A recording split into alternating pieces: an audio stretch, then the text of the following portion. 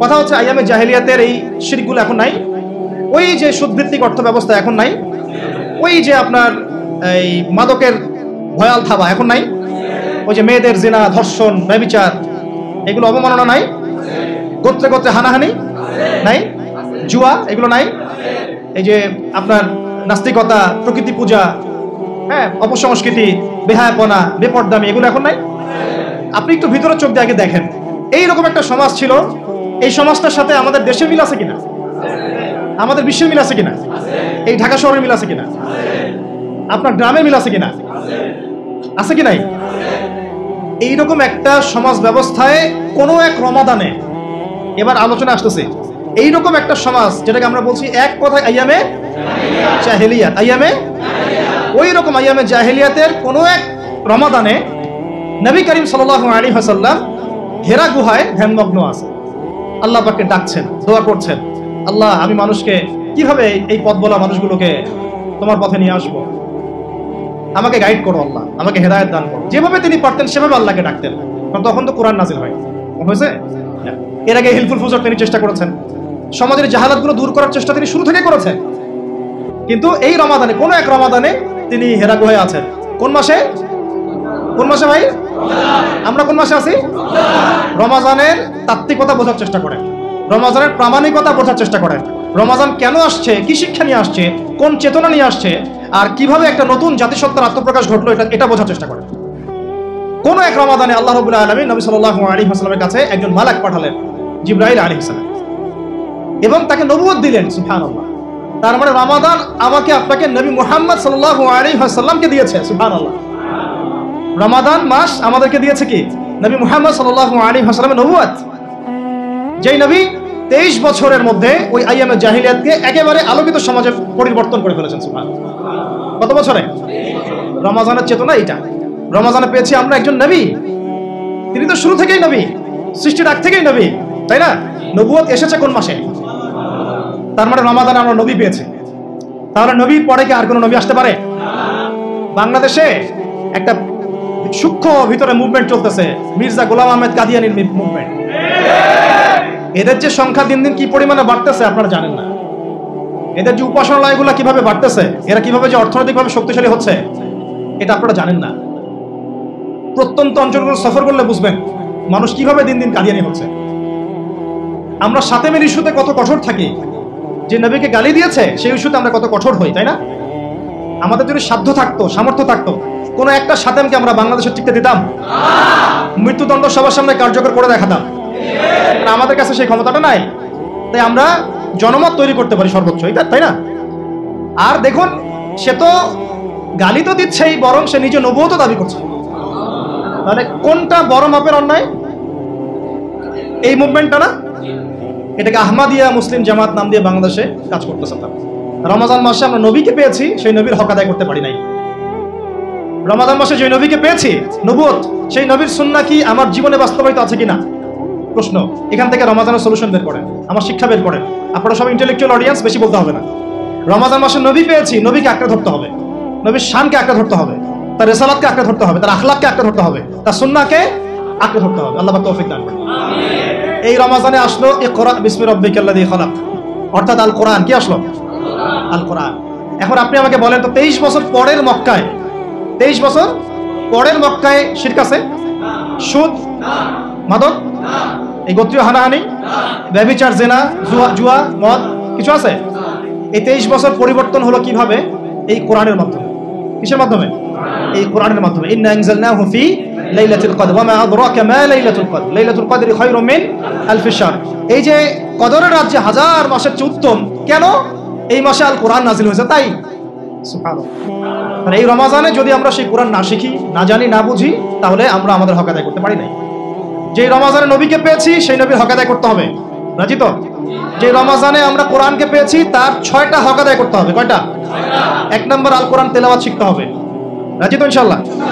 শিখতে হবেই হবে, হবেই হবে, হবেই হবে। কিভাবে শিখবেন? আপনার পেরেশানি। কোরআনের অর্থ বুঝতে হবে। 2, 3 কোরআনের আদেশ মানতে হবে। 4 নিষেধগুলো বর্জন করতে হবে। 5 এর দাওয়াত মানুষের কাছে প্রচার করতে হবে। আর 6 আল কোরআনের আইন সমাজে বাস্তবায়ন করতে হবে। কথা বুঝতে পারছি? রমাদান মাস এইভাবে মহিমান্বিত। রমাদান মাসে তাহলে কোরআনকে পেয়েছি, রমাদান মাসে নবীকে পেয়েছি, তার হক আদায় করবো ইনশাআল্লাহ। রমাদান মাসে কোরআনকে পেয়েছি, তার হক আদায় করবো ইনশাআল্লাহ। 23 বছর পরের মক্কায় কোনো জাহালাত নাই, কারণ 23 বছরে মানুষ নবীকে আঁকড়ে ধরেছেন, কোরআনকে আঁকড়ে ধরেছেন। কথা কি বুঝতে পারছেন? এখন দেখেন এই কোরআন নাজিল সম্পর্কে আল্লাহ পাক অন্য একটা আয়াতে বলেছেন না, শাহরু রমাদান আল্লাযী উনজিলা ফীহিল কোরআন হুদাল লিন-নাস ওয়া বায়িনাতিন মিনাল হুদা ওয়াল ফুরকান। খেয়াল করে দেখেন, তিনটা মৌলিক উদ্দেশ্যে কোরআন নাজিল হয়েছে। কয়টা? আমি তো 6টা হক বলছি, আরো 3টা মৌলিক উদ্দেশ্য আছে কোরআন নাজিল হওয়ার। এই উদ্দেশ্যগুলো বাস্তবায়ন না হলে কিন্তু আমাদের এই বাংলার জমিনে দিন কায়েম করতে পারবো না। একটা হচ্ছে, এটা হচ্ছে হুদাল লিন-নাস। এটা কি? পুরো মানব জাতির জন্য হেদায়েত। সুবহানাল্লাহ। আল কোরআন শুধু মুসলিম মুমিনদের জন্য হেদায়েত নয়, বরং পুরো মানব জাতির জন্য হেদায়েত। 2 হচ্ছে ওয়াল বায়িনাত। বায়িনাত মানে কি? এটা সুস্পষ্ট একটা দলিল এবং প্রমাণ। আমরা একটা বিষয় সত্য না একটা মিথ্যা, একটা হক না একটা বাতিল কিভাবে জাস্টিফাই করব? প্রমাণটা কি? আমি কিসের ভিত্তিতে আপনি প্রমাণ করবেন? এই প্রমাণ করার মূল ভিত্তিটাই হচ্ছে কোরআন।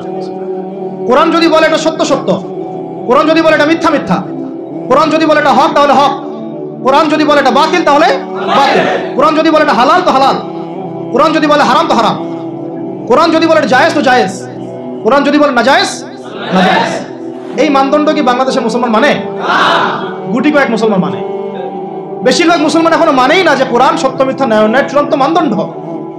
অথচ এটা এই উদ্দেশ্যে নাজিল হয়েছে, হুদাল লিন-নাস ওয়া বায়িনাতিন মিনাল হুদা। আরো স্পষ্ট করা হয়েছে ওয়াল ফুরকান। ওয়াল ফুরকান মানে কি? পার্থক্যকারী। সুবহানাল্লাহ, মাশাআল্লাহ। পার্থক্যকারী মানে কি?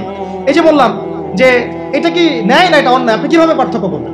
একজন বলছে যে এলজিবিটি লাইসেন্স দিয়ে দাও, এবং এটা নিয়ে পরে আন্দোলন হবে বাংলাদেশে কয়েকদিন পরে, হইতেই পারে, অবাক হওয়ার কিছু নাই। এখন আপনি এটা হক না বাতিল কিভাবে জাস্টিফাই করবেন? কেউ বলছে যে সুদ ভালো, সুদ ছাড়া এই যুগে চলা যায় না। আপনি হালাল হারাম বা ন্যায় অন্যায় ভালো মন্দ কিসের মানদণ্ডে জাস্টিফাই করবেন? কেউ বলছে যে মাদকের লাইসেন্স দেওয়া যায়, দেওয়া হয়েছে কিনা? পতিতাবৃত্তির লাইসেন্স দেওয়া যায়, মানুষের নাকি চাহিদা আছে। এখন ট্রান্স হচ্ছে, মানুষ ট্রান্স বলছে এটা ব্যক্তি স্বাধীনতা, সমকামিতা প্রমোট করা হচ্ছে। আপনি আইডেন্টিফাই করতে থাকেন না প্রবলেমগুলা। এই প্রবলেমগুলোর সলিউশন কি? এই বাংলার মুসলিম জনগণ, মুসলিম বঙ্গের মানুষ, তারা কি কোরআনকে ন্যায় অন্যায়ের মানদণ্ড হিসেবে মেনেছে? যদি মানতো তাহলে কি টিকতো এগুলা? তার মানে আমরা বাহ্যিকভাবে কোরআনের প্রতি মহব্বত দেখাইছি। তেলাওয়াত করলে 10 নেকি হবে, প্রতি অক্ষরে 10 নেকি। মানদণ্ড হিসেবে মানিনি আমরা এখনো যদি বলি রাজনৈতিক চার দেবতাকে কি আপনারা কোরআনের মানদণ্ডে মানেন? না, আমি জনগণের মানদণ্ডে মানি। অর্থনীতির বিষয়গুলোকে আপনি কোরআনের মানদণ্ডে মানেন? বলবেন না, জনগণের সংখ্যা গরিষ্ঠতার মানদণ্ডে মানি। আপনি কি সংস্কৃতি শিক্ষানীতি এগুলো কোরআনের মানদণ্ডে মানেন? না, জনগণের সেন্টিমেন্টের মানদণ্ডে মানি। তো জনগণ যদি বেশিরভাগ বলে যে শরীফ থেকে শরীফা ঢুকাও, তাহলে কি ঢুকাই দিবেন? জনগণের বেশিরভাগ যদি বলে যে সুদ চালু করে দাও, জেনা লাইসেন্স দেওয়া হোক, ব্যভিচারের লাইসেন্স দেওয়া হোক, ওই গেট টুগেদার কি বলে ওটাকে, লিভ টুগেদার চালু করা হোক, এটাও খারাপ হয় না, নাউজুবিল্লাহি মিন যালিক। সিচুয়েশনশিপ চালু করো, খারাপ হয় না। তো এটা কি আপনি জনগণের সেন্টিমেন্টের মানদণ্ডে মানবেন? এই জায়গাটাতে আমাদের আঘাত করতে হবে। এটা হচ্ছে আঘাত করার মূল জায়গা। আমরা আসলে কোরআনকে মানদণ্ড হিসেবে মানি কিনা। কোরআন নাজিলের মূল উদ্দেশ্য কয়টা? 3টা, হুদাল লিন-নাস ওয়া বায়িনাতিন মিনাল হুদা ওয়াল ফুরকান। মানে এরা দেখেন, আপনি এটা এই মানদণ্ডে আপনি পরিবারে টিকতে পারবেন না। এই মানদণ্ড আপনি ধারণ করেন, সমাজে টিকতে পারবেন না, রাষ্ট্রে টেকা তো বহু দূরের কথা। একটা সেমিনার আমাদেরকে বলছিল যে ইসলামিক ইকোনমিক্স নিয়ে আলোচনা করেন, জানতে চাই। তা প্রথমে আমরা শুরু করছিলাম এভাবে, আগে আপনারা বলেন যে ইকোনমিক্সের ক্ষেত্রে ইসলাম, কোরআন এবং হাদিসকে আপনারা মানদণ্ড মানেন কিনা। মানদণ্ড মানেন তাহলে আলোচনা করি, না হলে আলোচনা করার দরকার কি? আগে বলেন যে ইসলামকে মানদণ্ড মানেন কিনা, যদি মানেন তাহলে আলোচনা আসবে।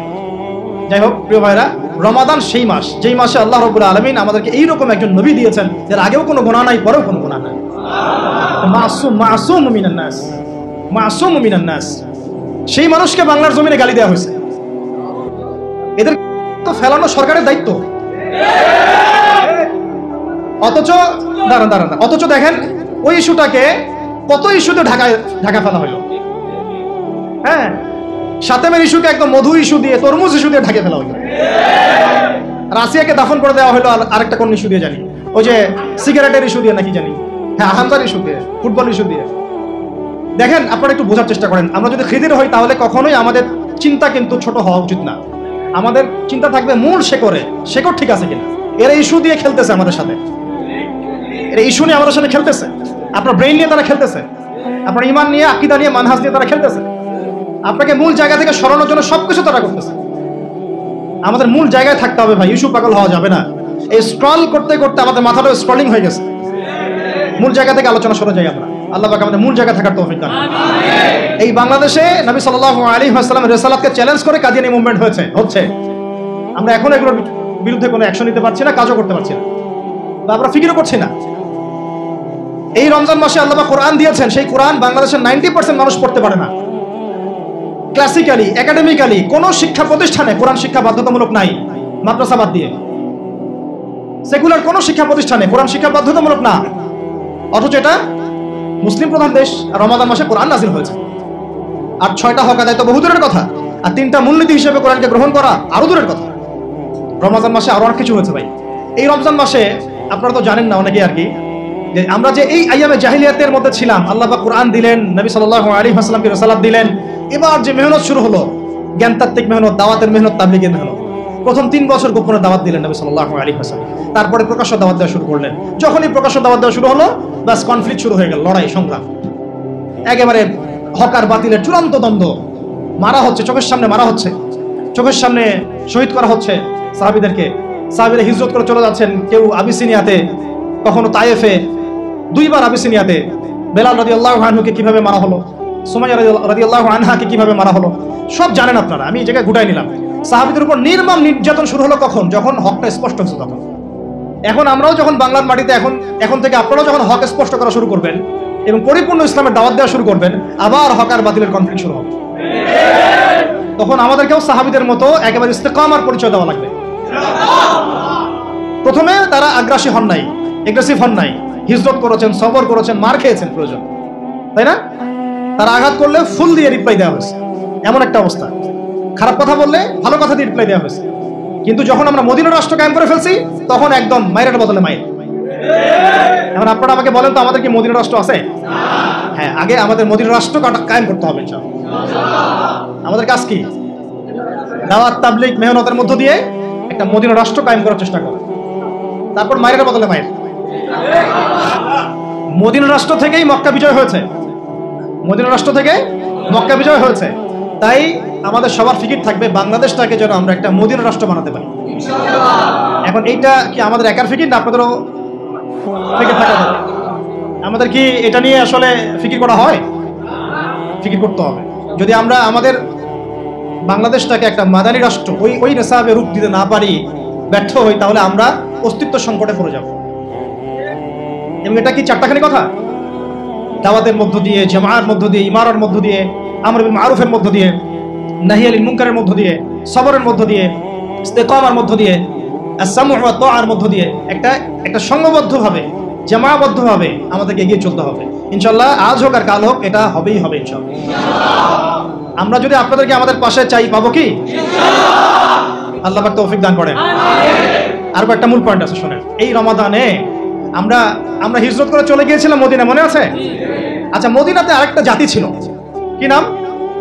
একটু মনোযোগ ধরে রাখেন ভাই, শেষ করতেছি। মদিনা একটা জাতি ছিল, কি নাম? বনু কুরাইজা, বনু কাইনুকা, বনু নাজির, 3টা গোত্র ছিল না? এরা কারা? কি করছিল তারা মদিনায়?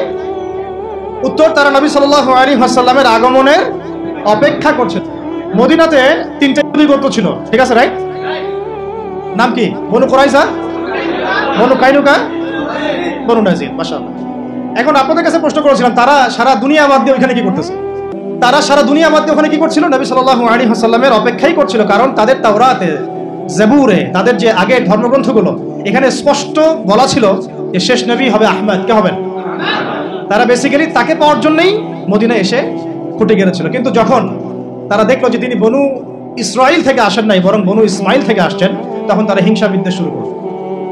কথা আছে এখানে, আমরা কিন্তু প্রায় 17 থেকে 18 মাস তাদের কেবলার দিকে মুখ করে নামাজ পড়েছি। কোন দিকে? বাইতুল মুকাদ্দাসের দিকে, মনে আছে?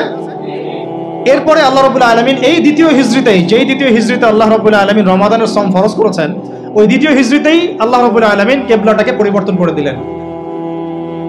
ফাওয়াল্লি ওয়াজহাকা শাতরাল মসজিদিল হারাম, তুমি তোমার চেহারাটাকে মসজিদে হারামের দিকে ফিরায় নাও।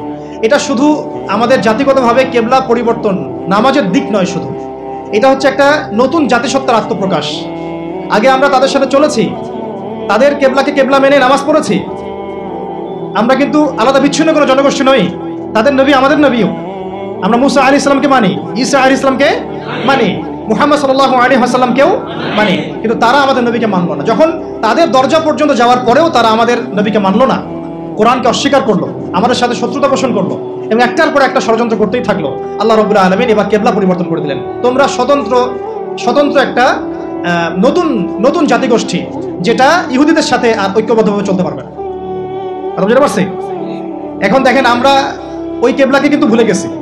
আজকেও 300 জন নিরপরাধীকে হত্যা করা হয়েছে, কিন্তু আমরা কিন্তু আমাদের ওইখান থেকে আমাদের চেহারাটাকে ফিরায় নেওয়ার কারণে আমাদের মনের মধ্যে খুব একটা এগুলো দাগ কাটে না। আমরা এটাকে সংখ্যার ফিগারে এখন আইডেন্টিফাই করি যে কতটা হয়েছে, কতটা মারা গেল। খেয়াল করে দেখেন, আমরা না বাইতুল মুকাদ্দাসের কেবলা ফলো করছি আর না বাইতুল্লাহর কেবলা ফলো করছি, বরং আমরা তো কোনো ক্ষেত্রে ওয়াশিংটন আর দিল্লিকে কেবলা বানাই ফেলছি। তো এই কেবলা পরিবর্তনের মধ্যে সবক আছে। কেবলা কেন পরিবর্তন হলো, কি দরকার ছিল কেবলা পরিবর্তনের, কেন আল্লাহ রাব্বুল আলামিন আমাদেরকে নতুন একটা জাতি হিসেবে আত্মপ্রকাশ করালেন। আবার এই রমাদানেই আল্লাহ রাব্বুল আলামিন যাকাত, এই দ্বিতীয় হিজরিতে যাকাতও ফরজ করলেন। সুবহানাল্লাহ।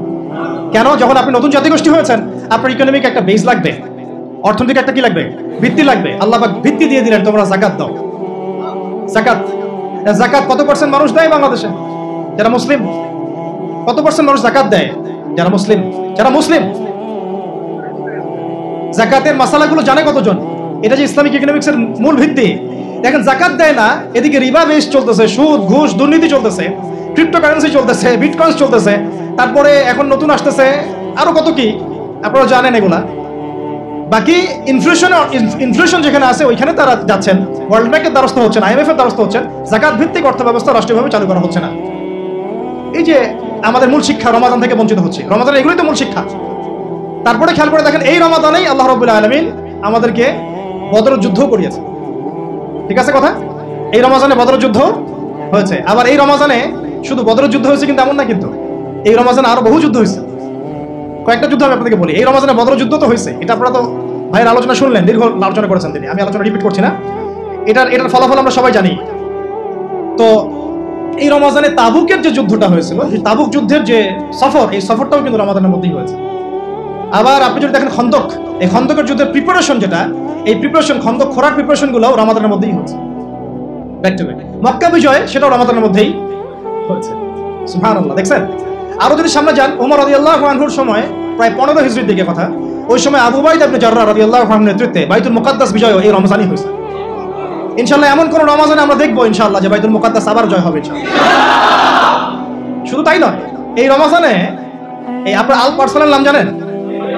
ওই যে সেলজুকি একটা যুদ্ধ আছে, ওই যে মালাজগিট, ওই যুদ্ধও কিন্তু রমজান মাসেই হয়েছে। এটা অনেকে আমরা হয়তো জানি না। এছাড়াও আমি নোট করছিলাম, তারেক বিন জিয়াদ স্পেন জয়, নাম শুনছেন কি? 712 দিকে খ্রিস্টাব্দ, এটাও রমাদানে হয়েছে। সুবহানাল্লাহ। কাদেসিয়া যুদ্ধের নাম শুনছেন? কাদেসিয়া যুদ্ধের যে একটা অংশ, মানে সফর, একটা অংশ ছিল এই রমাদান কেন্দ্রিক। তার আগে যুদ্ধ হয়েছে, ফিরতে মানে রমাদান এর মধ্যে পড়ে গেছে আর কি। আব্বাসী খলিফা মুতাসিম বিল্লাহ আমুরিয়া বিজয় করেছিলেন ব্যাবিলনে এই বাইজেন্টাইনদের সাথে, এইটাও রমজান মাসে হয়েছে। এরকম আরো কিছু যুদ্ধ আছে, যেমন আইন জালুদের যুদ্ধ, নাম শুনছেন? যেটা ওই যে তাতারিদের সাথে, মঙ্গলদের সাথে হয়েছে। এই যুদ্ধও কিন্তু রমাদান মাসে একটা ডিসাইসিভ ব্যাটল হয়েছে। এরপরে 100 বছর তারা আমাদের দিকে চোখ তুলতে পারে নাই। ওই যে হালাকু খান একটা বড় ভাই ছিল, মঙ্কে খান, নাম শুনছেন কিনা? এই মঙ্কে খানের পতন হয়েছে যুদ্ধে, এবং এই যুদ্ধের পরে বারকে খান নামে একজন মুসলিম সেনাপতি মঙ্গলদের থেকে বের হন, যিনি মুসলিম থেকে প্রোটেক্ট করতেছিলেন। আলহামদুলিল্লাহ। এই যে অনেক ঘটনা আছে রমাদান মাস কেন্দ্রিক, এই যুদ্ধগুলো সবগুলো রমাদান মাসেই সংঘটিত হয়েছে। দেখেন, এখন আমি 3টা আয়াত বলে শেষ করে দেব, আপনারা 3টা আয়াত মিলাই নেবেন জাস্ট কোরআনে। একটা আয়াত আমি শুরুতে বলেছিলাম, কুতিবা আলাইকুমুস সিয়াম কামা কুতিবা আলাল লাযিনা মিন ক্বাবলিকুম লাআল্লাকুম তাত্তাকুন। রমাদান মাসে সওমের যে মূল উদ্দেশ্যটা, এটা এখানে আল্লাহ রাব্বুল আলামিন আমাদেরকে বলেছেন লাআল্লাকুম তাত্তাকুন, যাতে করে তোমরা তাকওয়া অবলম্বন করতে পারো।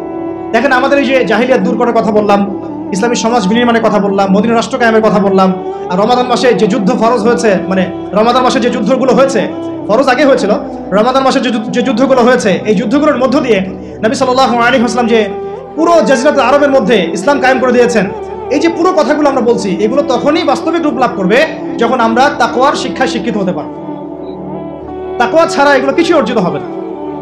ওই আয়াতগুলোর উপরে আমাদের নবীজি এমনভাবে আমল করেছিলেন যে তিনি নিজেই 66টার মতো যুদ্ধের মধ্যে ইনভলভ ছিলেন। কয়টা? প্রায় 66টা। তার মধ্যে 43টা হচ্ছে আপনার এই সারিয়া এবং 23টার মতো গাজওয়া, আরো কম বেশি প্লাস মাইনাস। তো দেখেন তাকওয়ার শিক্ষাটা আমরা কিভাবে অর্জন করব? এটা কোথায় থাকে? কলিজার মধ্যে। তাকওয়াহু হাহুনা। আল্লাহ পাক বলেন ইন্না আকরামাকুম ইনদাল্লাহি আতকাকুম। তোমাদের মধ্যে সবচেয়ে বেশি সম্মানিত আমার কাছে সেই ব্যক্তি যে তোমাদের মধ্যে সবচেয়ে বেশি মুত্তাকি। এখন নবী সাল্লাল্লাহু আলাইহি ওয়াসাল্লাম উসুল দিয়ে গেছেন, উসুলটা একটু বোঝার চেষ্টা করি। তিনি বলেছেন আনতা আবুদুল্লাহ কাআন্নাকা তারা, তুমি এমন ভাবে আল্লাহর ইবাদত করো যেন তুমি আল্লাহকে দেখছো। ওয়া ইল্লাম তাকুন তারাহু ফাইন্নাহু ইয়ারাক। তুমি যদি আল্লাহকে দেখতে না পারো তাহলে আল্লাহ পাক তোমাকে দেখছেন। এই তাকওয়াটা আমরা এখন ফিল করছি। আপনার সামনে আমি একটা পানির বোতল দিয়ে, আপনি খাবেন এখন? খাবার খাবেন? একটা সেন্সে খাবেন না যে আল্লাহ আমাকে দেখছেন, আল্লাহ আমাকে শুনছেন। এইটা আমাদের জীবনের সব ক্ষেত্রে থাকা চাই। এইটা আমার রাতের বেলা থাকা চাই, দিনের বেলা থাকা চাই, একাকিত্বে থাকা চাই, এটা আমার শিক্ষায় থাকা চাই, সংস্কৃতির মধ্যে থাকা চাই, আমার অর্থনীতির মধ্যে থাকা চাই, আমার রাজনীতির মধ্যেও থাকা চাই। এই তাকওয়ার শিক্ষাটা দেওয়ার জন্যই বেসিক্যালি বারবার রমজান ঘুরে ঘুরে আসছে। আর এই তাকওয়াটাকে শুধুমাত্র এক মাস কেন্দ্রিক না, সারা বছর সারা জীবন? খুব খেয়াল করে দেখবেন রমজান মাসে আমরা সবাই আল্লাহর ওলি হয়ে যাই, রমজানের পরে আবার আমরা যা তাই। এটা কি ঠিক হয়? তো তাহলে এখানে তাকওয়া কেন্দ্রিক জাস্ট দুইটা কথা। এক হচ্ছে এই তাকওয়াটা শুধু জীবনের এক কেন্দ্রিক নয়, বরং জীবনের প্রতিটা ক্ষেত্রেই থাকতে হবে। সামগ্রিক জীবনে থাকতে হবে, বৈষয়িক জীবনেও থাকতে হবে এবং ইবাদত বন্দেগীর জীবনেও থাকতে হবে। এবং এটা শুধুমাত্র একটা কি বলবো, সাময়িক একটা রমাদান মাস কেন্দ্রিক একটা আমলের বিষয় নয়, বরং জীবনের প্রতিটা দিন প্রতিটা রাত আমাকে তাকওয়ার শিক্ষায় শিক্ষিত হতে হবে। এই তাকওয়া যদি আমরা ধারণ করতে পারি, ওর আলোকে আমরা আমাদের পরিবার, আমাদের প্রজন্মকে করতে পারি, তাহলে ওই চূড়ান্ত যে লক্ষ্যটা বলছি মক্কা বিজয়ে, যেটা রমজান মাসে হয়েছে, ওই দিকে ইনশাআল্লাহ আমরা হাঁটতে পারবো ইনশাআল্লাহ। তার আগে মদিনা রাষ্ট্র তো লাগবে ইনশাআল্লাহ। আচ্ছা, এখন জাস্ট আর দুটা কথা, এরপরে ইফতার হবে ইনশাআল্লাহ, তারপরে নামাজের পর আলোচনা করুন ভাই ইনশাআল্লাহ। আপনারা এই আয়াতটা সবাই জানেন, কুতিবা আলাইকুমুস সিয়াম। ডানে বামে আর দুইটা আয়াত আছে, ডানে বামে দুইটা আয়াত আছে। একদম আরবি ব্যাকরণের ভাষায় সেম ওজনে সেম সিগা দিয়ে দুইটা আয়াত আল্লাহ রাব্বুল আলামিন সূরা বাকারে নাযিল করেছেন। একটু ডানেই দেখবেন আছে কুতিবা আলাইকুমুল কিসাস, কুতিবা আলাইকুমুল কিসাস ফিল কতলা আল হুররু বিল হুররি ওয়াল আবদু বিল আবদি ওয়াল উনসা বিল উনসা ইলা আখিরিল আয়াত। আছে কি? কুতিবা আলাইকুমুস সিয়াম বুঝলাম আমি, কুতিবা আলাইকুমুস সিয়াম আমার উপর সওমকে ফরজ করা হয়েছে। কুতিবা আলাইকুমুল কিসাস আমি বুঝলাম না যে আমার উপর কিসাসকে ফরজ করা হয়েছে। সুবহানাল্লাহ, কি বিষয় বুঝতে পারছেন? কুতিবা আলাইকুমুস সিয়াম বুঝলাম। একটা সেকুলারকে আপনি জিজ্ঞাসা করেন রোজা রাখছেন? হ্যাঁ রাখছি। কেন রাখছেন? না রাখলে হয় মুসলমান থাকা যায়? তো কুতিবা আলাইকুমুল কিসাস বুঝলেন না কেন? কিসাসের মধ্যে কত কি আছে? কিসাস তো একটা আছে, হত্যার বদলে হত্যা। হুদুদ আছে না? শরিয়া আইন আছে না? চোরের হাত কাটার বিধান নাই? ধর্ষণের শাস্তি, ব্যভিচারের শাস্তি, আপনার জেনার শাস্তি, ডাকাতির শাস্তি, মোরতাদদের শাস্তি, শাতেমদের শাস্তি, এগুলো কি আমাদের বানানো লস? আল্লাহ পাকের ডিভাইন লস। এগুলো কি আল্লাহ পাকের পক্ষ থেকে ঐশ্বরিক, আল্লাহর পক্ষ থেকে নাজিল করা। আল্লাহ পাক কি এমন কোন ল দিতে পারেন যেটা মানবতা বিরোধী? বলেন, হতে পারে কখনো? তার মানে তারা তো আল্লাহর লকে অস্বীকার করছে না, তারা আল্লাহকে অস্বীকার করছে। আল্লাহর লকে অস্বীকার করা মানে কি? আল্লাহকেই অস্বীকার করা। তারা কুতিবা আলাইকুমুস সিয়ামের উপর আমল হচ্ছে, কিন্তু কুতিবা আলাইকুমুল কিসাস আর হুদুদ আর শরিয়া জাদুঘরে, এটা কোথায়? যেই বলবে তাকেই তারা ট্রেস করতেছে, এ জঙ্গি, মৌলবাদী, ধর্মান্ধ ইত্যাদি। আচ্ছা, যা বেশি হয়ে যাচ্ছে, আরেকটা আছে বাম দিকে, আরেকটু বেশি করে দেই। এইটার বাম দিকে আরো একটা আয়াত আছে, কুতিবা আলাইকুমুল কিতাল, কুতিবা আলাইকুমুল কিতাল ওয়া হুয়া কুরহুল লাকুম ওয়া আসা আন তাকরাহু শাইআন ওয়া হুয়া খায়রুল লাকুম ওয়া আসা আন তুহিব্বু শাইআন ওয়া হুয়া শাররুল লাকুম ওয়াল্লাহু ইয়া'লামু ওয়া আনতুম লা তা'লামুন। আছে কি না? কোরআনে বানায় বললাম ভাই, আছে না নাই? আচ্ছা, ডান দিকে একটা কুতিবা আলাইকুমুল কিসাস আর বাম দিকে কুতিবা আলাইকুমুল কিতাল, মাঝখানে কুতিবা আলাইকুমুস সিয়াম। আমাদের বাংলাদেশের আমরা 90% মুসলিম, মাঝখানেরটা নিয়েছি না, ডান নিয়েছি না বাম নিয়েছি। প্রেক্ষাপট আছে, আমি বুঝলাম, সব মানলাম, সব উসুল আমি বুঝি, এটা আমাকে বুঝাতে হবে না। কিন্তু আদর্শগতভাবে আমরা মানি কিনা, আদর্শগতভাবে আমরা আসলে এটাকে বিশ্বাস করি কিনা, স্বীকার করি কিনা, মানি কিনা। যে আল্লাহর হাতে আমার জীবন, সে আল্লাহর বিধান আমি মানি না।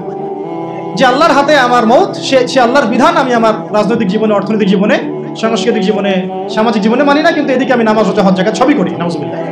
এই যে একটা কুফর, একটা শিরক, এটা তো একটা শিরকি বলা যায়। এটা কি আসলে কাম্য ছিল? আমাদেরকে এখান থেকে মেসেজ দিতে হবে। রমাদান শুধুমাত্র এই শিক্ষা দিবে না যে আমি শুধুমাত্র না খেয়ে থাকবো, পানি না পান করে থাকবো, স্ত্রী সহবাস ছেড়ে দিব না, আমাকে পুরো ইসলামের সামনে আত্মসমর্পণের শিক্ষা যেন রমজান দেয় আর কি। আল্লাহ পাক আমাদের বোঝার তৌফিক দান করুন। আর দেখেন ওই কুতিবা আলাইকুmus সিয়ামের উপরে কি নবী সাল্লাল্লাহু আলাইহি ওয়াসাল্লাম আমল করেছিলেন? সাহাবায়ে কিরাম কি আমল করেছিলেন? তাকওয়ার শিক্ষায় কি তারা দীক্ষিত ছিলেন? ঠিক একইভাবে কুতিবা আলাইকুমুল কিসাসের উপরে কি সাহাবায়ে কিরাম আমল করেছেন? আমাদের নবী কি আমল করেছেন? তাহলে সেটা কি তার সুন্নতের মধ্যে বর্তায়? অন্তর্ভুক্ত না অন্তর্ভুক্ত না? আবার কুতিবা আলাইকুমুল কিতালের উপরে কি নবী আমল করেছেন? সাহাবীরা আমল করেছেন? 1400 বছর ধরে কি আমল চলে আসছে? তাহলে আমরা কি এই তিনটার আংশিক বিষয় নিব না পরিপূর্ণ বিষয় নিব? এইটুকু যদি আপনারা আজকে বুঝতে পারেন আমার আলোচনায়, বাস আমি মনে করবো যে আমার মেহনত সফল। শুধুমাত্র কুতিবা আলাইকুমুস সিয়ামের উপর থাকলে হবে না, বাকি সমস্ত বিষয়ের উপরে আত্মসমর্পণ করতে হবে। আল্লাহ পাক তৌফিক দান করেন। আমাদের নবীজি বলেছিলেন, আমার মেয়ে ফাতিমাও যদি চুরি করে আমি তার হাত কেটে দেব। শব্দটার কি ওজন বুঝতে পারেন? আমার মেয়ে ফাতিমাও যদি চুরি করে আমি তার হাত কেটে দেব। আমাদের নবী সাল্লাল্লাহু আলাইহি ওয়াসাল্লাম এই রমজান মাসেই এই রোজা রাখা অবস্থাতেই বদরে ছিলেন, তাবুকে ছিলেন, তারপরে তো বললাম যে খন্দকের আগের প্রিপারেশনে ছিলেন, মক্কা বিজয়ে ছিলেন, আরো কত সারিয়া রমজান মাসে হয়েছে, এগুলো সিরাত থেকে শিখতে হবে। তো প্রিয় ভাইরা এবং আমাদের বোনেরা যারা আছেন, আজকের এই সংক্ষিপ্ত আলোচনায় আমরা যে কয়েকটা বিষয়ে মৌলিকভাবে ফোকাস করতে চাই। এক হচ্ছে রমাদান মাস আমাদেরকে নবী সাল্লাল্লাহু আলাইহি ওয়াসাল্লাম রিসালাত দিয়েছে। কি দিয়েছে? অতএব নবীর আদর্শ তার সুন্নাহ আমাদের সামগ্রিক জীবনে বাস্তবায়ন করা চাই। আল্লাহ পাক তৌফিক দান করেন। রমজান মাসে আমরা কোরআনের মধ্যে কিতাব পেয়েছি, এই কিতাবের 6টা হক আদায় করা চাই। মনে আছে 6টা হক তো? তেলাওয়াত, অর্থ অনুধাবন, আদেশ মানা, নিষেধ বর্জন করা, দাওয়াত এবং এর আইন বাস্তবায়ন। ঠিক আছে ইনশাআল্লাহ? এটা 3টা মৌলিক উদ্দেশ্যে আসছে, হুদাল লিন্নাস ওয়া বাইয়িনাতিন মিনাল হুদা ওয়াল ফুরকান। ঠিক আছে? এই রমজান মাসে কুতিবা আলাইকুমুস সিয়াম কিভাবে করব এটা আমরা শিখেছি। ঠিক একইভাবে ডানে বামে আয়াতগুলোর উপরে আমল করার চেষ্টা করতে হবে এবং সিরাতের আলোকে আমাদের সবাইকে পথ চলতে হবে। আল্লাহ পাক আমাদের সবাইকে নবী সাল্লাল্লাহু আলাইহি ওয়াসাল্লামের সিরাত পড়ার তৌফিক দান করেন, বোঝার তৌফিক দান করেন এবং সিরাত অনুযায়ী জীবন গড়ার তৌফিক দান করেন।